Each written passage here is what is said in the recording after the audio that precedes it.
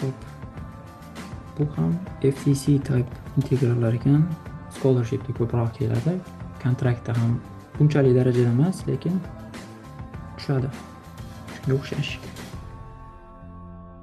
Okay. Ko'pchilik o'ylashi mumkin buni hosilasi ekan deb turib, mana bu x ni bu yerga bitta qo'yadi.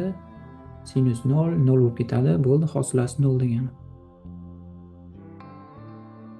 Xato, to'g'rimi? Bunday qilmanglar, chunki buning ichida x bor. Agar shu yerda x bo'lmaganda hosilasini topish oson edi, to'g'rimi?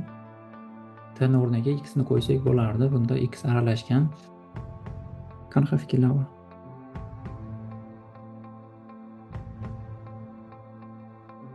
Leibniz qoidasi. Leibniz. Okay. Yaxshi fikr. F ni hosilasi x. Simple, to'g'rimi? Mana buning ichidan x bo'yicha hosil olamiz. Integral shunday turadi.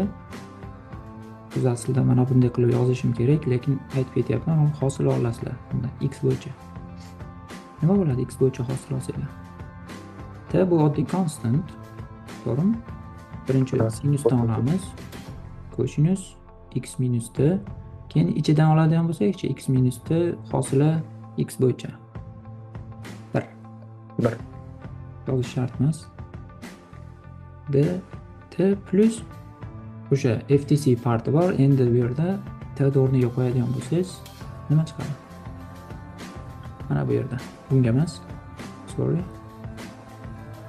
T 0 baribir 0 bo'lib ketadi. Shuning uchun FTC parti yozish shart emas. Mana shu hosilasi. Okay. Endi bizdan nima so'ragan? F ni hosilasiga pi taqsim 3 ni qo'yishimiz kerak ekan.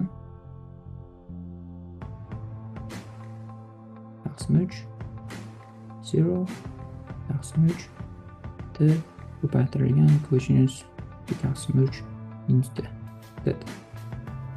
Shuni hisoblashimiz kerak. Qanday hisoblaymiz? Yana o'sha IBP ko'rinishida turibdi, chunki t bor, cosinus bor.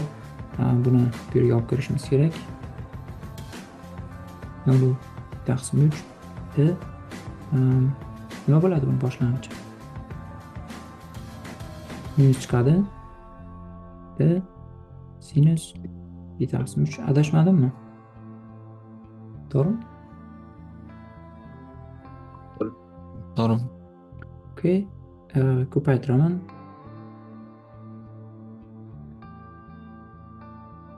Okay, pi taqsim 3 minus t 0 pi taqsim 3 intervali bor plus yana 0 pi taqsim 3 ikkalasini o'rnini almashtiraman.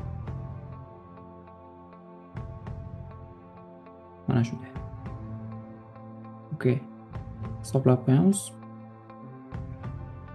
Pi taqsim 3 qo'yiladi bu yerga. 0 bo'lib ketdi, 0 qo'yamiz. Baribir 0 bo'lib ketdi. Demak, bu qism qoladi xolos. Nima bo'ladi endi buni tekrar? Minusdan cosinus bo'ladi, lekin buning ichidan t dan oldin minus chiqib, yana plus bo'lib ketadi, to'g'rimi? Cosinus pi taqsim 3 minus t.